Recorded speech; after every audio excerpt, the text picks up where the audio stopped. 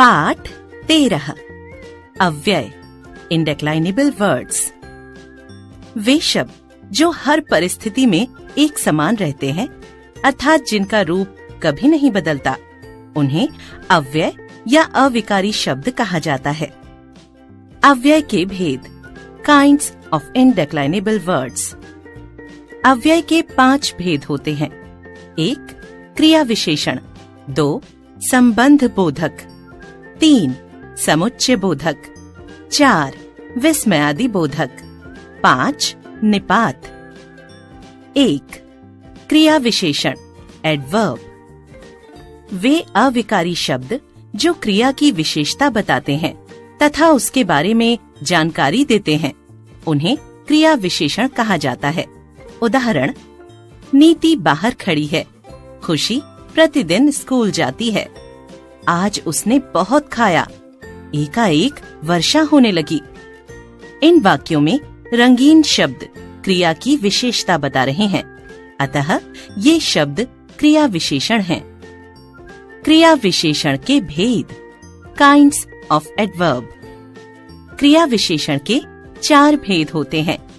क रीतिवाचक क्रिया विशेषण, ख कालवाचक क्रिया विशेषण, ग स्थानवाचक क्रिया विशेषण, घ परिमाणवाचक क्रिया विशेषण, क रीतिवाचक क्रिया विशेषण एडवर्ब ऑफ मैनर। जो क्रिया विशेषण शब्द क्रिया होने की रीति अथवा ढंग बताते हैं, उन्हें रीतिवाचक क्रिया विशेषण कहा जाता है। उदाहरण, छात्रों ने अपना काम झटपट कर लिया, काम में जल्दबाजी मत करो, वह अचानक गिर पड़ा, उसने अपना काम ध्यान से किया। इन वाक्यों में झटपट, जल्दबाजी, अचानक तथा ध्यान से शब्द कार्य के होने का ढंग बता रहे हैं, अतः ये शब्द रीतिवाचक क्रिया विशेषण हैं।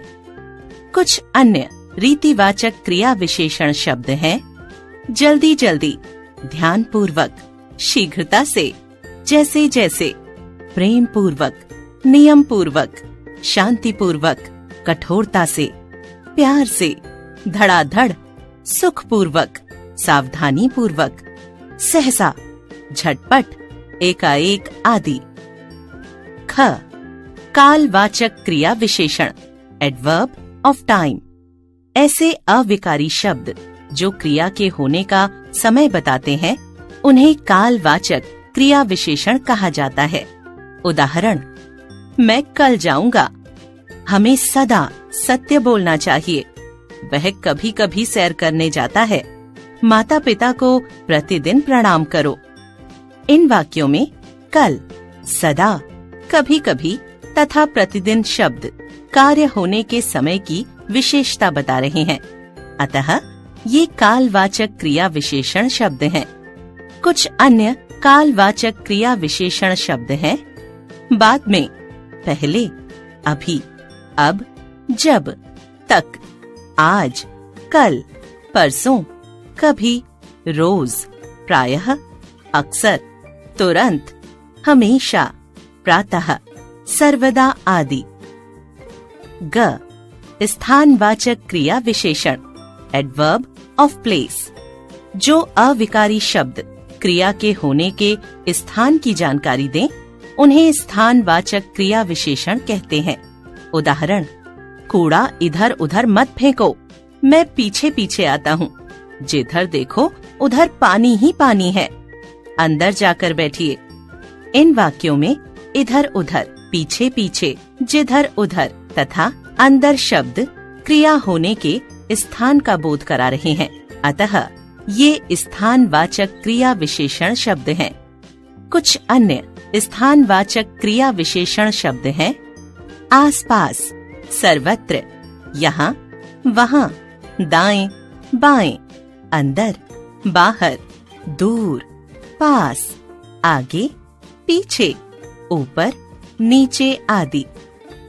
घ परिमाणवाचक क्रिया विशेषण एडवर्ब ऑफ क्वांटिटी। अविकारी शब्द जो क्रिया के परिमाण अथवा मात्रा का बोध कराते हैं, उन्हें परिमाणवाचक क्रिया विशेषण कहते हैं। उदाहरण, विज्ञान में पवन को अधिक अंक मिले, ज्यादा मत बोलो, थोड़ा विश्राम कर लो, जितना परिश्रम किया उतना फल मिला। इन वाक्यों में अधिक, ज्यादा, थोड़ा और जितना उतना शब्दों से क्रिया की मात्रा का बोध हो रहा है, अतः ये परिमाणवाचक क्रिया विशेषण शब्द हैं। कुछ अन्य परिमाणवाचक क्रिया विशेषण शब्द हैं जरा सा, लगभग, अत्यधिक, बहुत, कम, केवल, खूब, पर्याप्त आदि।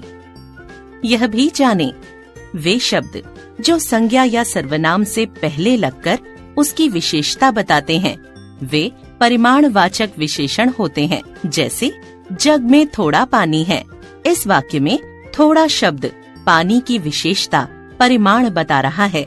यहाँ पानी संज्ञा है, अतः थोड़ा शब्द परिमाणवाचक विशेषण है।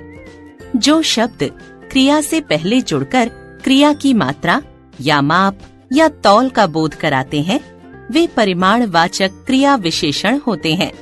जैसे वह अधिक पढ़ता है, इस वाक्य में अधिक शब्द पढ़ने की विशेषता बता रहा है। यहाँ पढ़ता है वाक्य की क्रिया है, अतः अधिक शब्द परिमाणवाचक क्रिया विशेषण है।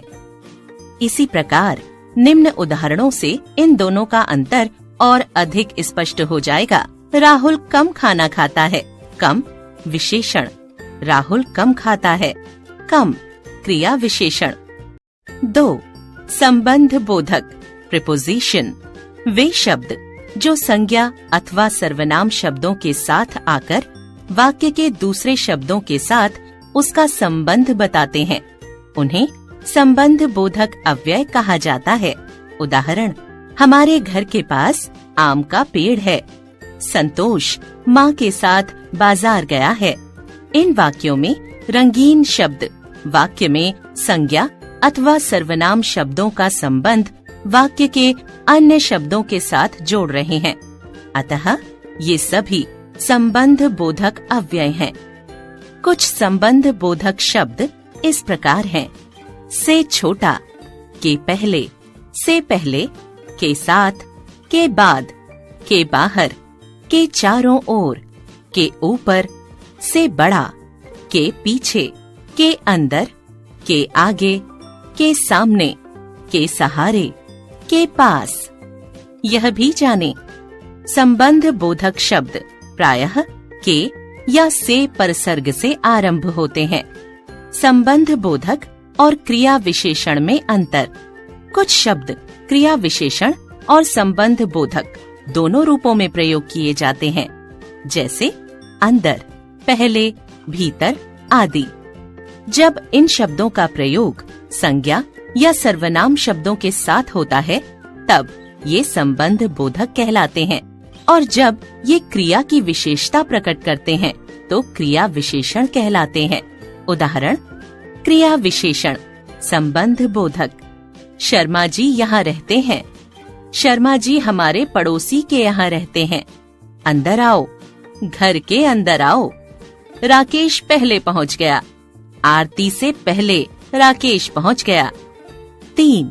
समुच्चय बोधक कंजंक्शन, ऐसे शब्द जो दो अथवा दो से अधिक शब्दों अथवा वाक्यों को जोड़ने का काम करते हैं, उन्हें समुच्चय बोधक कहते हैं।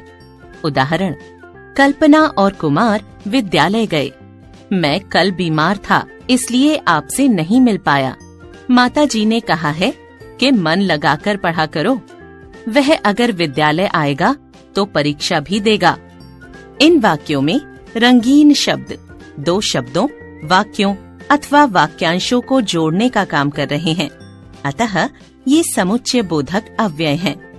कुछ अन्य समुच्चय बोधक अव्यय हैं ताकि, अतः, अथवा, या, यदि, अगर, लेकिन, किंतु, क्योंकि, वरना, परंतु, एवं आदि।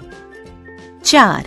विस्मयादि बोधक इंटरजेक्शन, वे शब्द जो हर्ष, शोक, आश्चर्य, प्रशंसा, घृणा, भय और चेतावनी के भावों को प्रकट करते हैं, विस्मयादि बोधक अव्यय कहलाते हैं। उदाहरण, अरे ये कौन आ गया? वाह, क्या छक्का मारा है! शाबाश! ऐसे ही माता पिता का नाम रोशन करते रहो। आहा, कितना सुहावना मौसम है! इन सभी वाक्यों में रंगीन शब्द प्रशंसा, आश्चर्य, खुशी आदि भावों को प्रकट कर रहे हैं। अतः ये सभी विस्मयादि बोधक अव्यय हैं। कुछ अन्य विस्मयादि बोधक अव्यय हैं। अरे, ओह, उफ, छी, धिक, वाह, हाय, बाप रे बाप आदि। 5. निपात, पार्टिकल, वे अव्यय शब्द जो वाक्य में किसी शब्द के बाद लगकर उसके अर्थ पर विशेष बल देते हैं, उन्हें निपात कहते हैं। उदाहरण, संजय भी खेलेगा, यह कलम मेरी ही है, मैं उसे जानता तक नहीं। इन वाक्यों में आए भी, ही तथा तक शब्द अपने से पहले आए शब्दों क्रमशः संजय, मेरी और मैं पर विशेष बल दे रहे हैं। अतः ये निपात हैं। कुछ अन्य निपात हैं तक, मात्र, तो, ही, भी, भर आदि। यह भी जाने, क्रिया विशेषण जानने के लिए कैसे, कब, कहाँ और कितना लगाकर प्रश्न पूछते हैं।